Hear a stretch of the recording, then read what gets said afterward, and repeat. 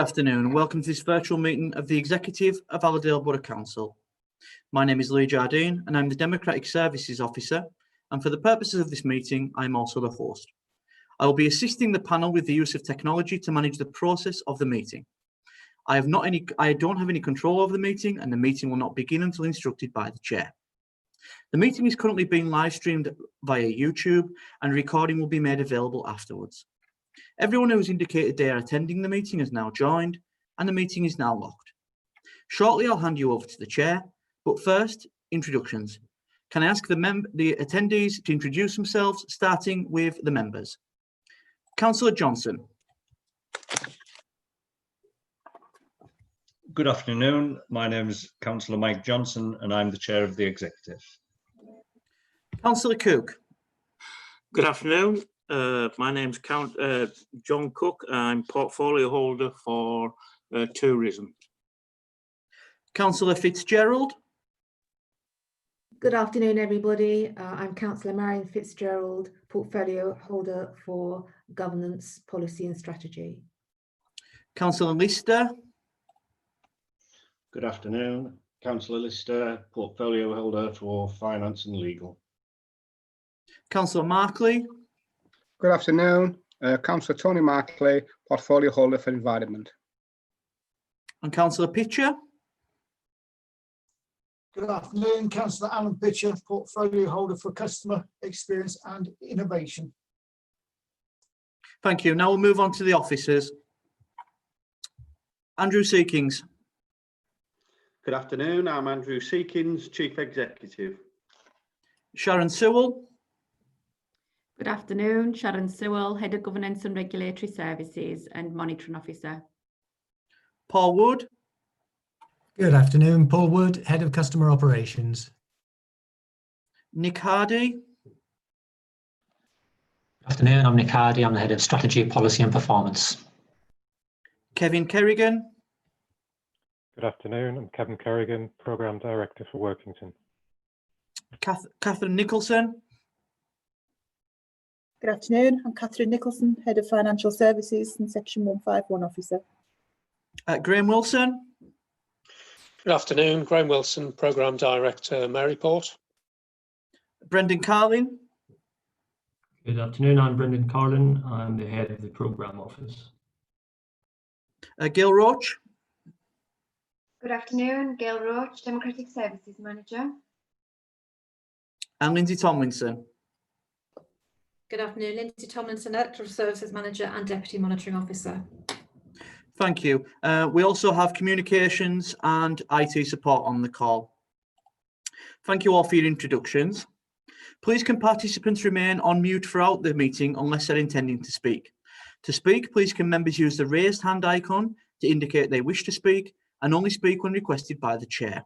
Once you've finished speaking, please can you lower your hand.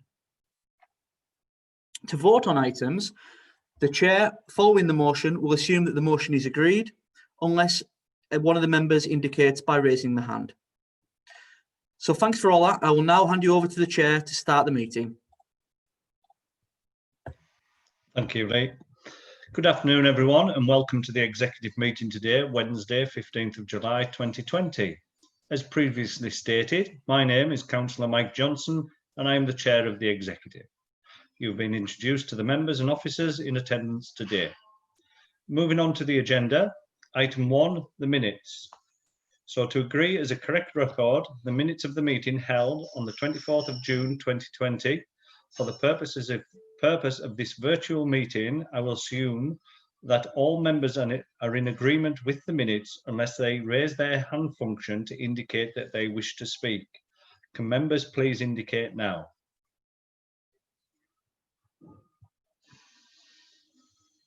As there is no one raising their hands, thank you, the minutes are approved. Item 2, apologies for absence. Do we have any apologies, please, Lee? No apologies for absence, Chair. Thank you, Lee. Item 3, declaration of interests. Please use the raise hand function to indicate if you wish to make a declaration. If it becomes apparent during consideration of any of the applications that you may have an interest, please declare it at that point.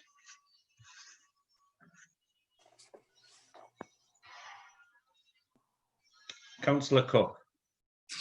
Yes, I would like to declare I have a declaration of interest on item number 12, Chair. Thank you, Councillor Cook. At that point, John, you'll be asked to leave the meeting. Yeah, okay, thank you. Item 4, questions. Do we have any questions, please, Lee?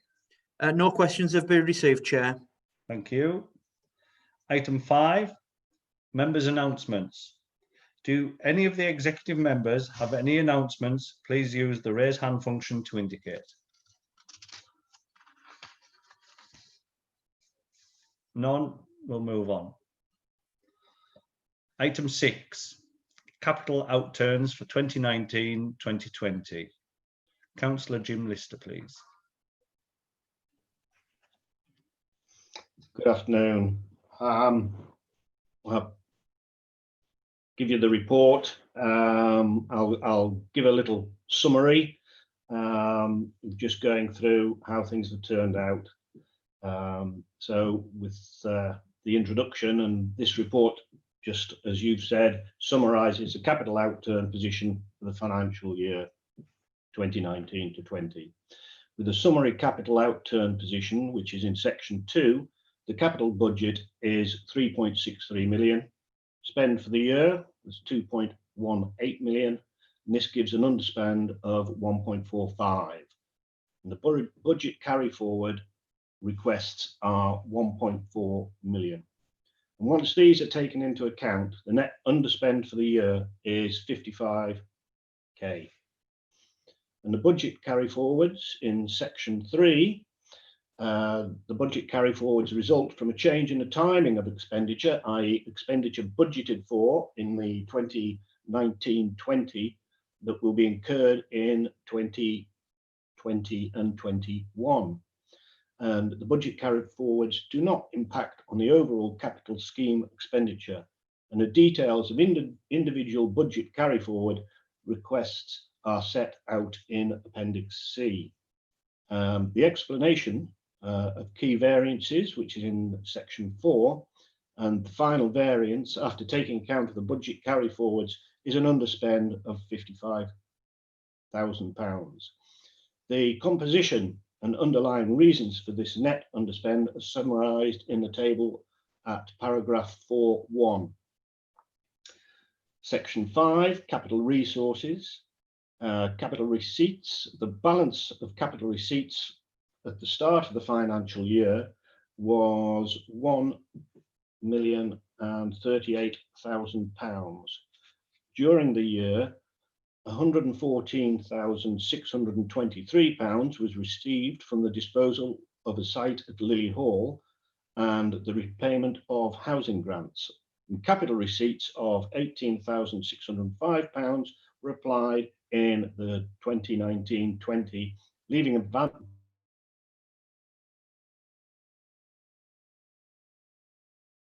of £53. £908,067 has been committed to capital fund expenditure in 2020-21, leaving a balance, excluding ring-fenced receipts, of £180,986 available for allocation. And with capital grants, the balance of capital grants at the start of the financial year was £1,292,322, and the capital grants of £1,627,631 were applied in the 2019-20, leaving a balance available for allocation of £1,120,262. And all of this has either been committed or ring-fenced.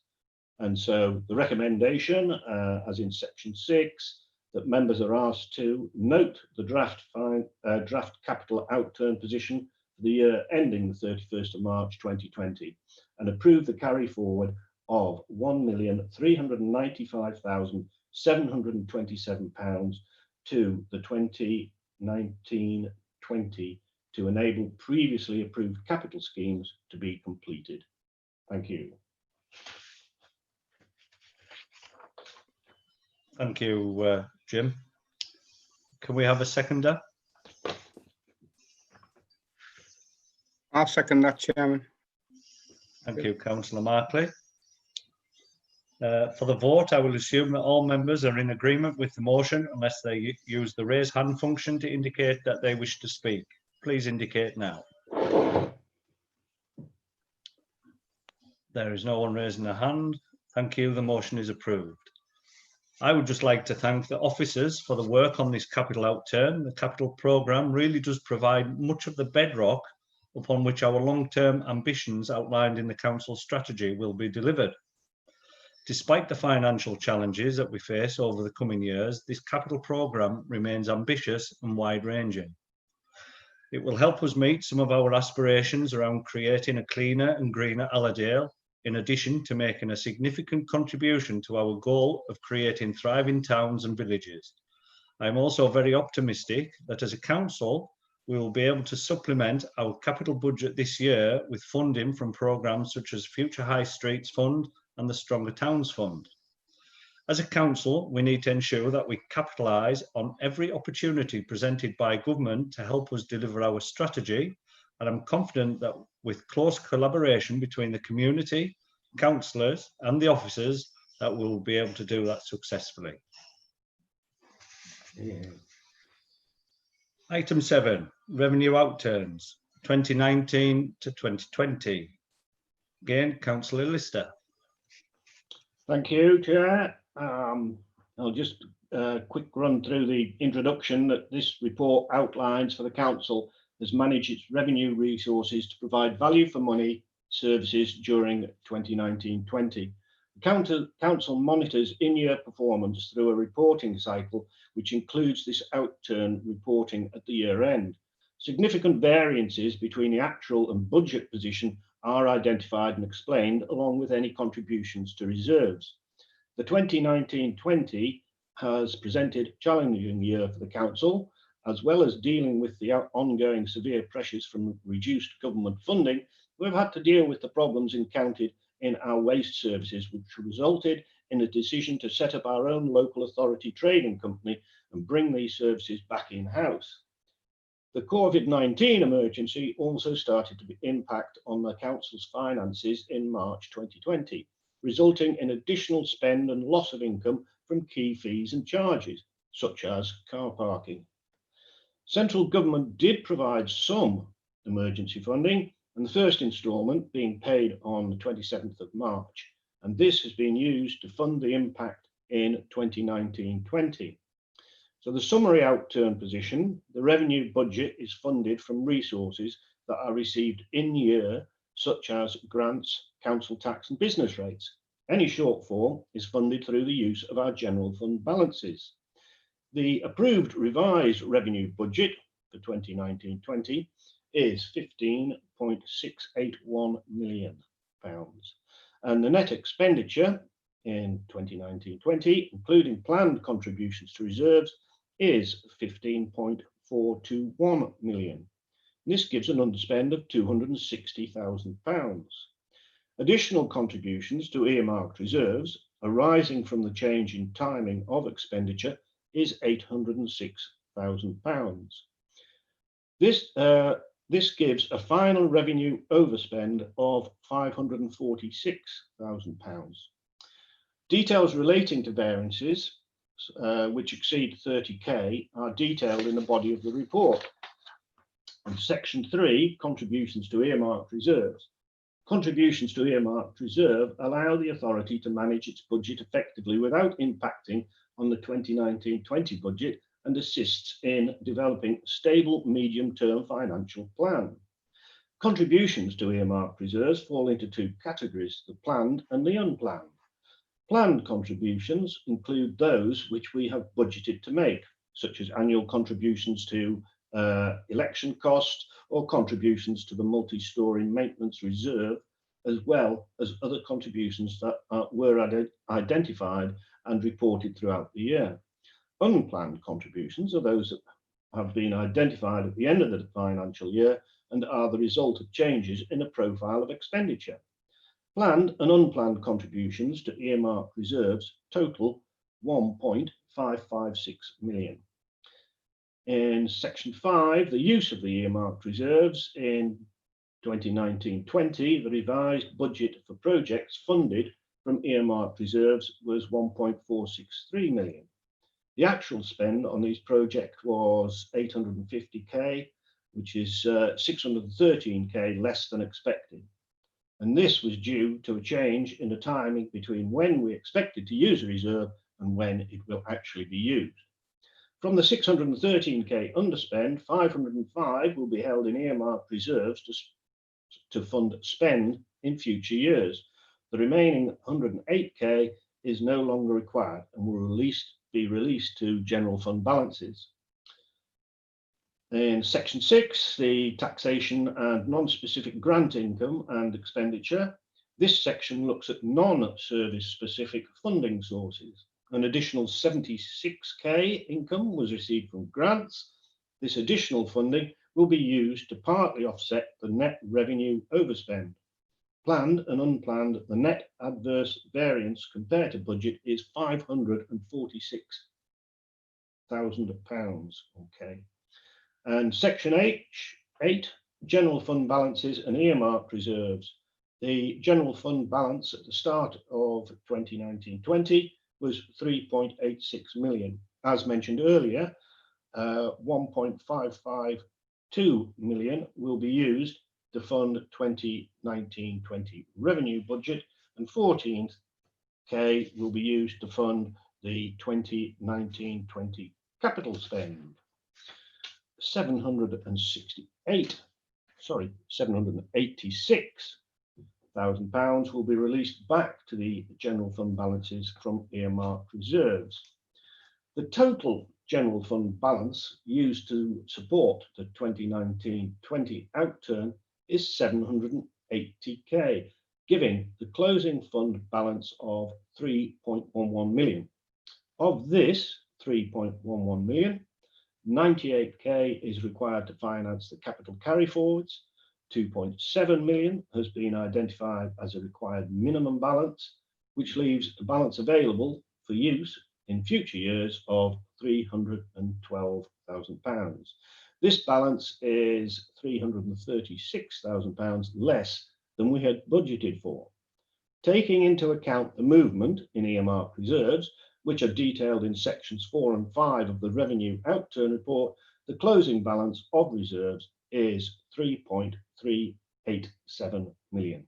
This exceeds the budgeted balance by 1.935 million.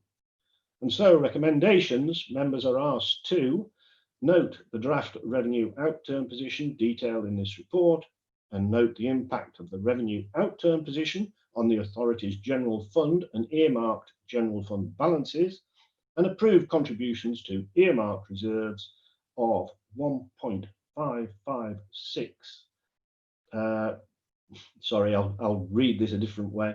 £1,556,066, comprising planned contributions of £750,000 and unplanned contributions of £806,066. Thank you. Thank you, Councillor Lister. Do we have a seconder for? I'll second that. Thank you, Councillor Pitcher. For the vote, I will assume that all members are in agreement with the motion unless they use the raise hand function to indicate that they wish to speak. Please indicate now. As there are no indications, thank you, the motion is approved. However, I would like to say this report, when taken with the capital outturn, really does outline the challenge that we have in meeting our long-term goal of becoming self-sufficient council. Whilst this report covers the previous financial year, it does incorporate the start of the COVID-19 pandemic and its financial impacts. I will be working with colleagues across local government and Westminster to ensure that government fully understands the impact of COVID-19 on small district councils such as ours. It has made me even more determined to drive this council to a position where we are more financially secure. Moving on, item 8, Solway Coast AONB Management Plan. Councillor John Cook. Thank you for that. I'm delighted to put before you today the Solway Coast Area of Outstanding Beauty 5-year Management Plan 2020 and 2025. Section 89 of the Countryside and Rights of Way Act 2000, CRO, places a duty of local authorities to act jointly to produce a statutory management plans for AONBs within their boundaries. This duty is discharged by the relevant AONB partnerships. The Act states that these plans should formulate the policy of the local authority in relation to the AONB.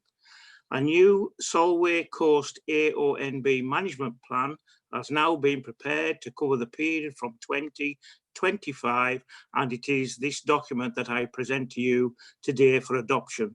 You'll find it on page 53 to the 134. The plan was produced by the AONB staff with specific expertise from consultants from Heritage Naturally, as well as ACT, Action with Communities in Cumbria, the Solway Coast AONB team, steering group, made up of officers representatives from the 3 local authorities, Allerdale Borough Council, Cumbria County Council and Carlisle City Council.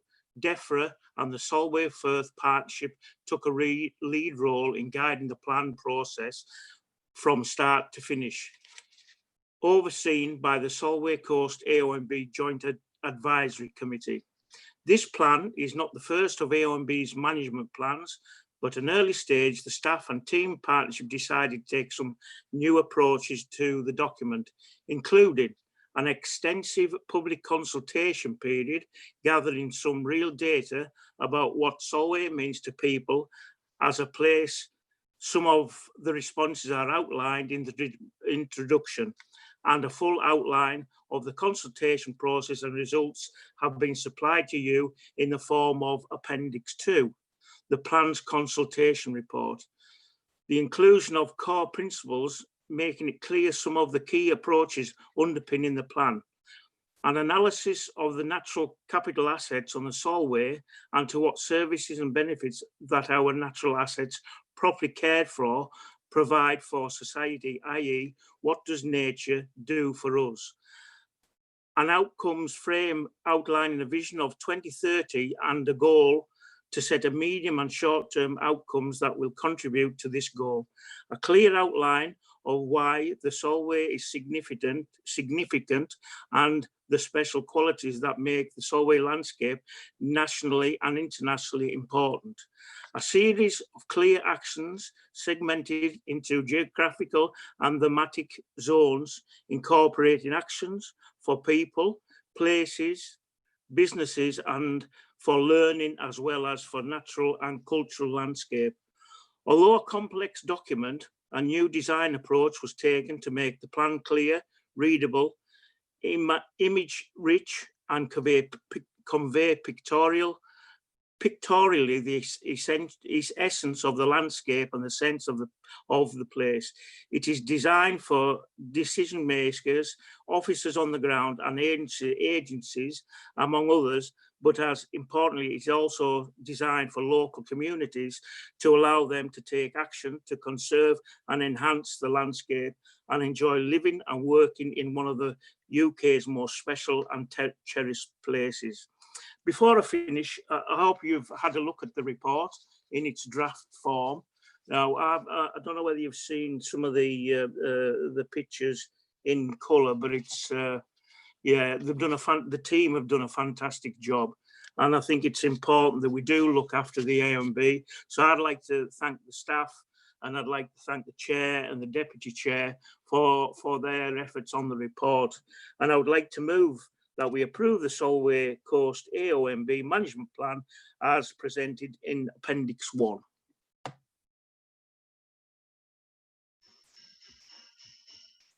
Thank you, Councillor Cook. Can we have a seconder for this motion, please? Chairman, I would like to second that, Chairman, if I can, please. As a member of the Joint Advisory Board, And alongside Councillor Cook, I would like to commend the officers for all the hard work and the team that's put all this together. I think as I'm part of the Solway course, I think it's fantastic what they've done, and a great accolade to them. So thank you all very much for all that. Excellent. Thank you. Thank you. Councillor Fitzgerald, did you want to make a comment? Yeah, I would have been happy to second it. I think it's an outstanding document and a real credit to the staff who prepared it. Thank you. For the vote, I will assume that all members are in agreement with the motion unless they use the raise hand function to indicate that they wish to speak. Please indicate now. There's no indication. I would like to commend the team at the AONB on this new management plan.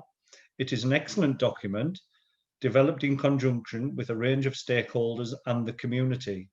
Its delivery will also make a significant contribution to our strategic objectives.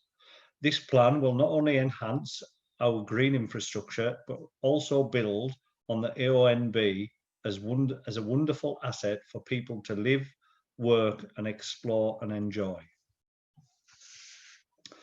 Moving on to item 9, Cumbria Choice Partnering Agreement and Cumbria Choice-Based Lettings Allocation Policy. Councillor Marion Fitzgerald. Thank you, Chair.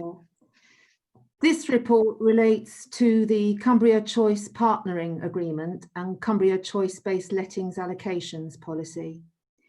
Both the partnering agreement and the choice-based lettings allocations policy have been under review by the Cumbria Choice Partnering Board. The updates will provide clarity regarding commitment, roles and responsibilities within the partnership, whilst the allocations policy will help to ensure that there is a consistent and fair approach to letting homes in Allerdale to those in greatest need. The revised allocations policy meets legislative changes relating to the Homelessness Reduction Act 2017 and the statutory guidance resulting from that. By way of background, the Cumbria Choice Partnership has been in place since 2011. It is made up of the 6 Cumbrian local authorities and 8 registered housing providers.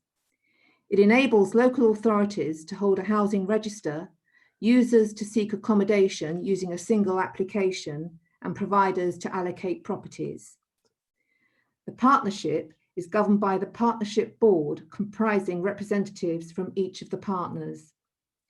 The key element of the revised policy is to change the banding of applications from 5 to 3. Bandings 1 and 2 are linked to changes in the Homeless Reduction Act and the duties of the local authority, and the third band is applicable to everyone else who wishes to apply for social housing. Every local authority must have in place appropriate arrangements for the allocation of housing, regardless of whether or not it owns its own housing stock. As long as this complies with homelessness duties, it is largely up to each council to decide the criteria to apply when allocating housing. This revised policy has been produced with full consideration of local authority and housing association legal responsibilities in relation to the allocation of housing. An equality impact assessment has been completed to ensure that the policy is fair to all customers and to demonstrate that the council has discharged its public sector equality duty in this respect.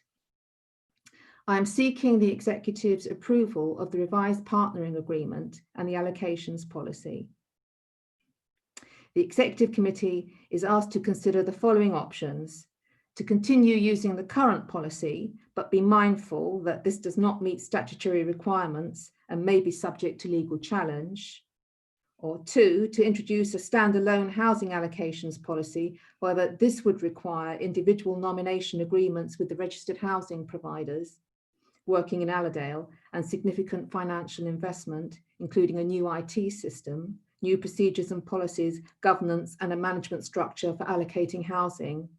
Or thirdly, to support the revised housing allocations policy and to continue to work within the Cumbria Choice Partnership. This allows for a common register for allocating housing and enables customers to apply for housing using one single application. If adopted, this policy will contribute to the Council's priorities through supporting the housing needs of local people by improving access to social housing and thus creating sustainable communities. This policy also links to other Council priorities by ensuring that there are suitable and affordable decent homes for all.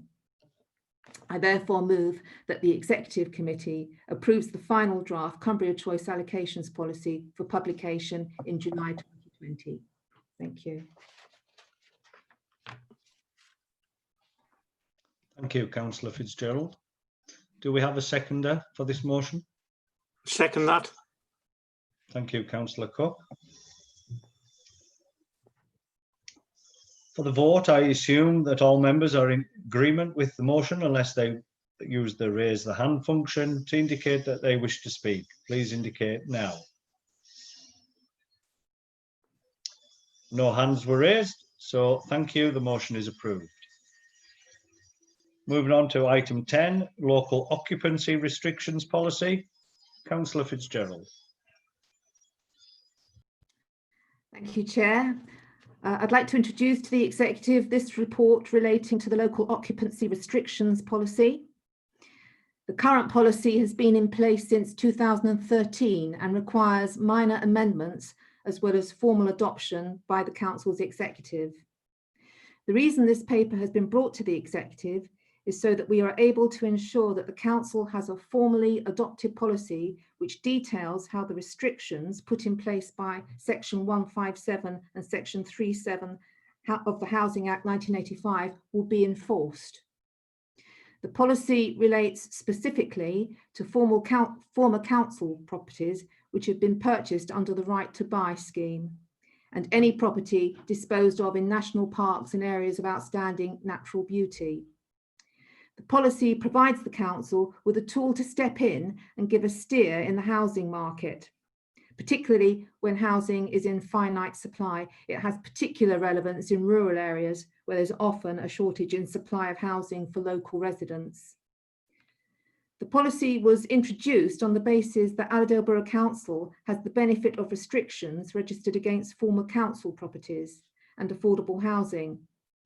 These properties will be within the boundary either of the Lake District National Park or the Solway Coast area of outstanding natural beauty. The key element to the policy is to ensure that local people continue to have access to housing that is affordable and which serves local need. The Council is within its rights to consider applications and grant consent in accordance with its local needs and policies, although this is to stay in line with the criteria outlined in Section 157 of the Housing Act 1985 and its intended benefit to local residents. There are no financial implications as this will be managed within existing resources. I'm therefore asking the Executive to consider the proposal outlined in the report to formally adopt the policy to ensure that Section 157 and Section 37 Housing Act 1985 are being complied with and to ensure that housing remains available to local households. The alternative would be to continue to have an informal arrangement in place and to be open to challenge. The policy will contribute to the Council priorities through supporting the housing needs of local people in accessing affordable housing in areas where housing supply is limited and creating sustainable communities. I therefore move the recommendations in the report that the Executive supports the introduction of a formal approach to enforcing Section 157 and Section 37 Housing Act 1985, which will ensure that local households are given priority when purchasing homes in their local area, and that any future amendments are delegated to the Head of Service, Strategy, Policy and Performance in consultation with the portfolio holder for Policy, Governance and People Resources. Thank you. Thank you, Councillor Fitzgerald. Do we have a seconder, please? Yep, happy to do that. Has anybody any comments or questions? Nobody signalling for any? So for the, I would just like to say I'm supportive of the changes put forward in this report. Having suitable, affordable, decent homes for all is key if we are to meet our ambitions. But this is that is particularly for residents in the National Park and the AONB. This policy strikes the right balance. This policy will contribute to the council priorities through supporting the housing needs of local people in accessing affordable housing in areas where housing supply is limited and creating sustainable communities. This policy also links to other council priorities by ensuring that they are suitable and affordable. So for the vote, I assume that all members are in agreement with the motion unless they use the raise hand function to indicate that they wish to speak. Please indicate now. There's no indication, so thank you. The motion is approved. Moving on to item 11, appointment of representatives to serve on outside bodies. Again, it's over to you, Councillor Fitzgerald.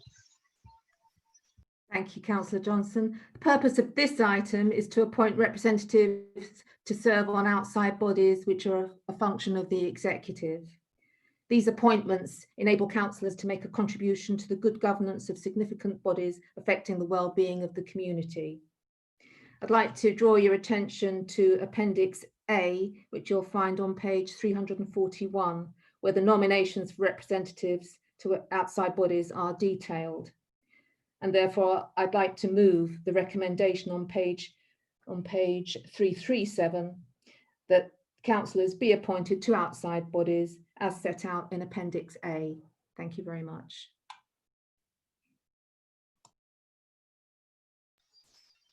Thank you, Councillor Fitzgerald.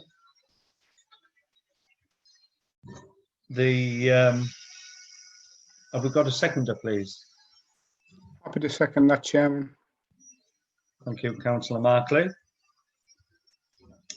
For the vote, I assume that all members are in agreement with the motion unless they use the raise hand function to indicate that they wish to speak. Please indicate now.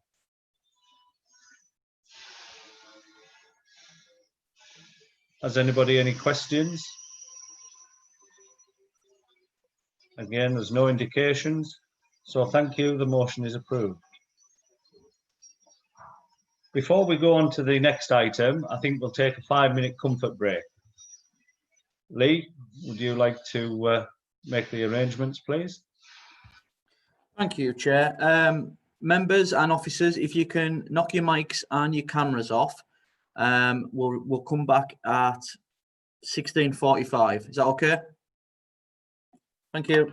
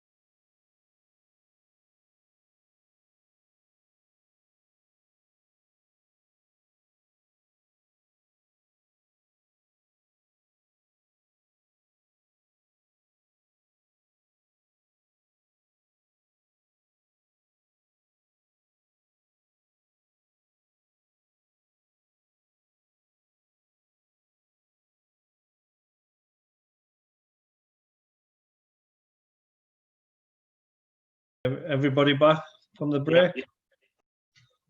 Thank you for joining us again after that break. Before we go on to item 12, I'll also declare an interest on this agenda item due to ad hoc business relationships with some of the tenderers. Therefore, both myself and John Cook will be leaving the meeting for this agenda item.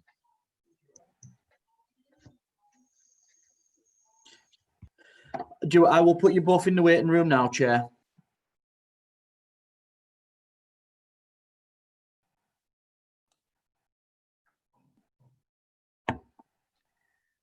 Okay, so I'll assume the chair for this item. Thank you, Councillor Fitzgerald. Just for the benefit of the members of the public, Councillors Cook and Johnson have left the meeting as they have declared an interest in this item. However, they will return for the next item. The meeting now has to appoint a chair. Can I have some nominations for a chair of the executive meeting, please? I would like to propose Marion Fitzgerald, Councillor Marion Fitzgerald, please. Unless I receive any other nominations, Councillor Fitzgerald will take the chair of the meeting. Thank you very much, Sharon. Okay, I'll pass now to Councillor Pitcher, who has, I think, some information on item 12 for us. Thank you.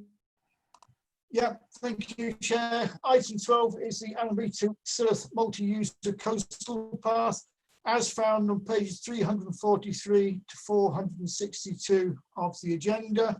And I'd like to just go through this if I can, please. Members are aware of this project, which has previously been agreed, and the council are delivering on behalf of the Silloth Coastal Communities team, and will provide a 14.1 kilometre cycleway between Allonby and Silloth. This will help attract visitors to the area, raise the profile of the Solway Coast AONB, and promote healthy activities to residents. Following a tender process during which 13 tenders were submitted, an evaluation considering price, value and social value as set out in the report, it is proposed to award the contract to tenderer G. The contract award is within budget. I'd like to move that we recommend to approve the award of the contract to tenderer G, if I can, please. Thank you. Thank you, Councillor Pitcher. Can I have a seconder, please? Chairman, thank you. I'd like to second that, and I would also like to please put on record that I'm really pleased that this is now come to fruition. It's been a long time in coming, and I think the welcoming for the tourism aspect between Silloth and Allonby will connect up to the Allonby to Maryport cycle track and make a fantastic tourism attraction and help the economy for the West Coast. So I'm really pleased to see it happening, and thank the team for all the hard work that they've done putting this together. Thank you very much. Thank you very much, Councillor Markley. I agree, and thank you to the officers who have worked very hard on this proposal. I will take this as agreed unless I see any hands raised by members. I see no hands, so item 12 is approved. Thank you very much.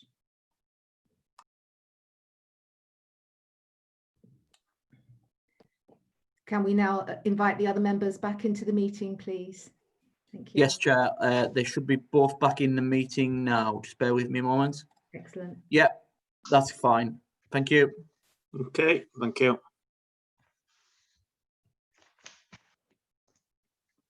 Thank you, Lee. Thank you, Marion. Moving on to item 13, Maryport Future High Street Programme. This is for me to report on. So this is on the submission of the Future High Street business case for Maryport. This report seeks approval to submit a business case to the Ministry of Housing, Communities and Local Government, MHCLG, for funding to support the redevelopment and improvement of Maryport Town Centre. The business case has been developed over recent months and comprises 6 key elements: enhancing the public realm and improving the connectivity across the town, created a new open semi-covered area which provides space for start-up F&B units and offer a pop-up venue as part of a wider planned Maryport events calendar and a regular local market.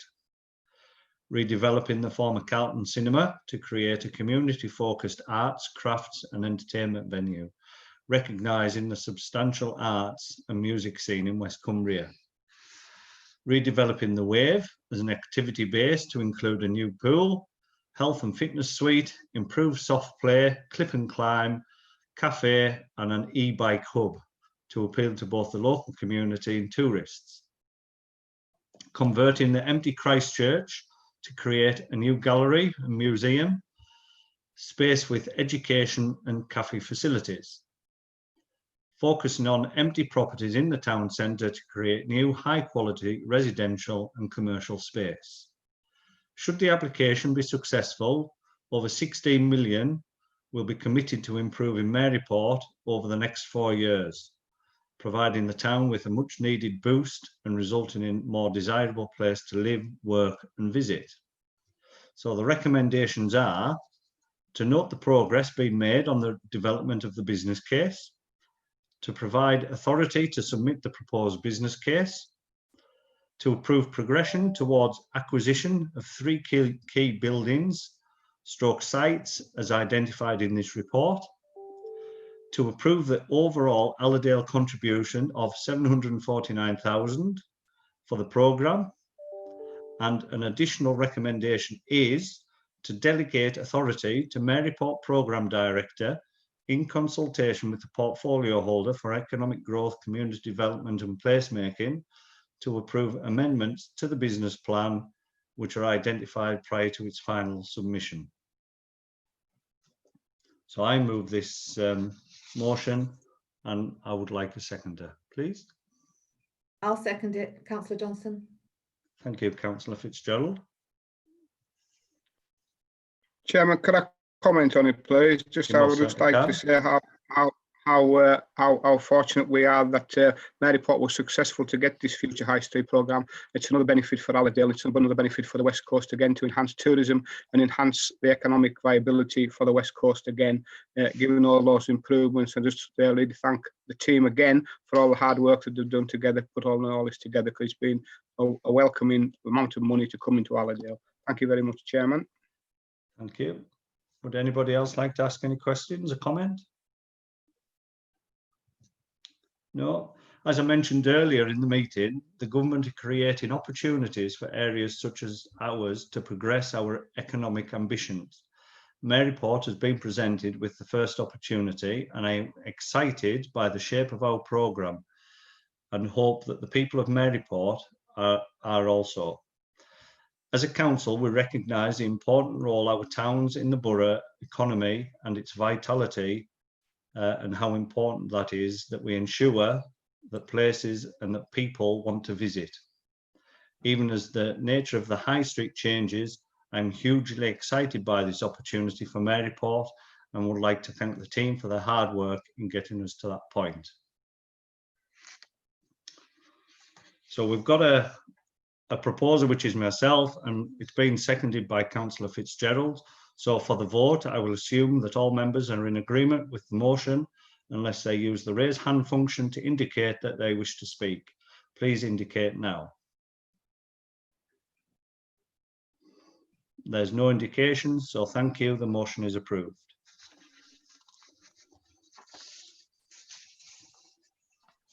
That is the end of the agenda items. Therefore, we've reached the end of the meeting. So thank you for your attendance. The next virtual meeting of the executive will be at 4 p.m. on Wednesday, the 2nd of September 2020. I now close this meeting.